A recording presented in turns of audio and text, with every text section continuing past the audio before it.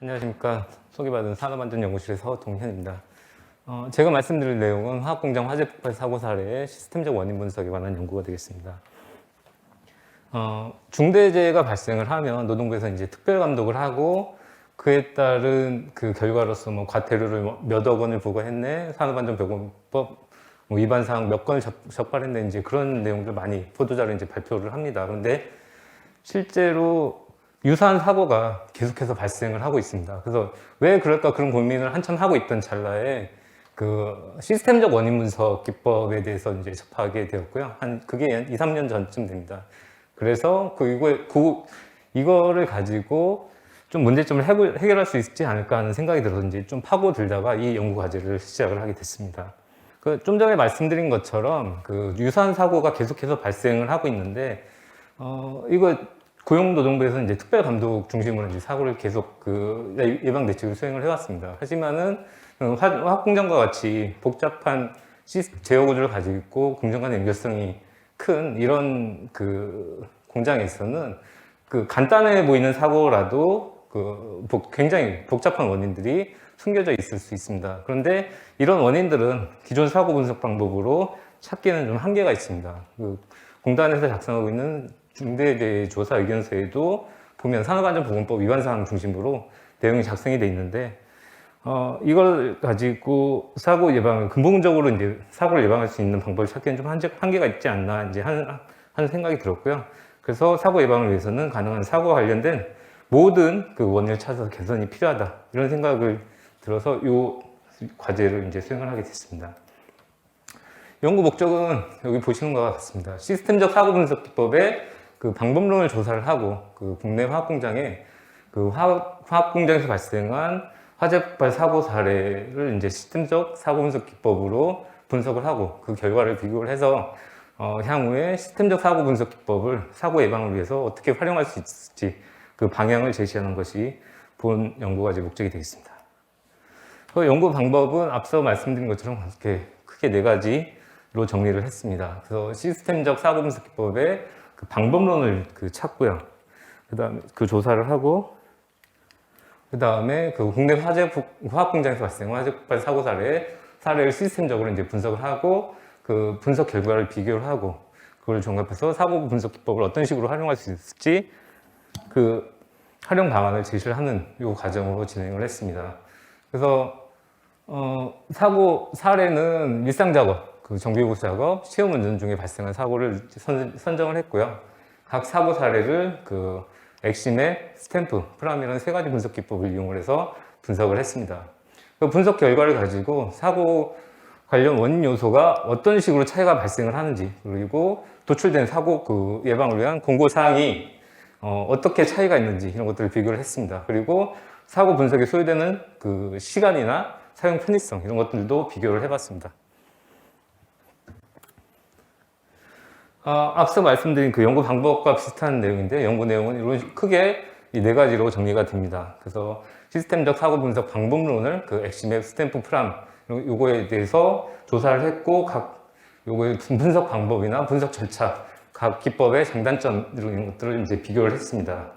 그리고 화학공장의 일상적인 생산 공정에서 발생한 화재 폭발 사고, 화학공장의 정비보수 작업 중에 발생한 화재 폭발 사고, 화학공장의 그 시험 운전 작업 중에 발생한 화재 폭발 사고를 이렇게 하나씩 찾아서 이제 분석을 했고요. 그 결과를 비교를 했습니다. 이 2번째 사고를 빼놓고 첫 번째하고 3번째 사고는 현장을 직접 방문하고 담당자와 면담도 하고 사고 조사를 했던 직원과도 면담을 해서 사고 원인을 추가로 더 찾았습니다. 이후에 나오는 내용은 사고 분석 결과를 좀 사례를 이렇게 제시를 해봤습니다. 이 그림은 그 엑시맵을 이용을 해서 사고 원인을 도출한 결과입니다. 이 파란색으로 보이시는 거는 그 기존의 재조사 의견서에 반영되어 있던 내용이고요. 빨간색으로 표시된 부분은 추가로 이 기법을 통해서 조사를 하면서 추가로 더 발견한 사고 원인이라고 생각하시면 됩니다.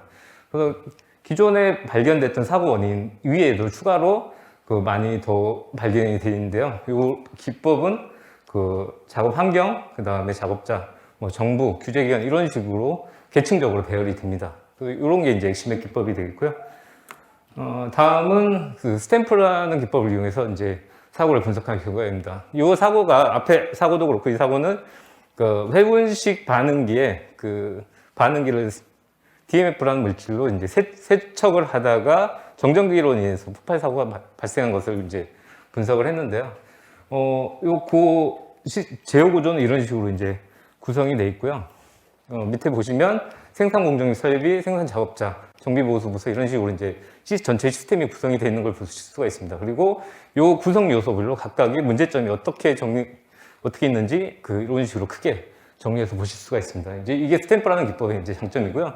전체적인 것을 한눈에 이제 볼 수 있게 정리가 가능하고 각각의 구성 요소별로 어떤 문제점이 있는지 그리고 조직 간에 어떤 문제점이 있는지 그런 것들을 이렇게 보기 좋게 정리가 가능합니다. 그래서 사고 원인이 제조사 의견서에는 한 3-4줄로 이제 간단하게 정리가 되지만 전체적인 원인을 이렇게 추가적으로 찾아낼 수가 있습니다. 이거는 프람이라는 기법을 이용을 해서 사고 원인을 찾은 내용입니다. 이거는 이제 모델링한 결과인데요. 이 표를 넣다 보니까 좀 잘리긴 했습니다. 근데 이제 요거 프람이라는 기법은 그 시스템에 속해 있는 그 기능을 중심으로 그 사고 원인을 분석하는 기법입니다. 요 기능을 이렇게 전체적인 기능을 찾고요. 그에 대한 변동성을 찾고 그에 대한 파급 효과를 이렇게 찾아서 이 파급 효과가 이제 결국에는 사고 원인이 되겠습니다. 이것도 똑같이 앞에 있는 것처럼 많은 추가적인 사고 원인을 찾을 수가 있었습니다. 요거는 이제 그 앞에 찾은 사고 원인들을 각각의 표로 이제 비교를 한 것입니다. 이 표는 일부분만 나타내는데요.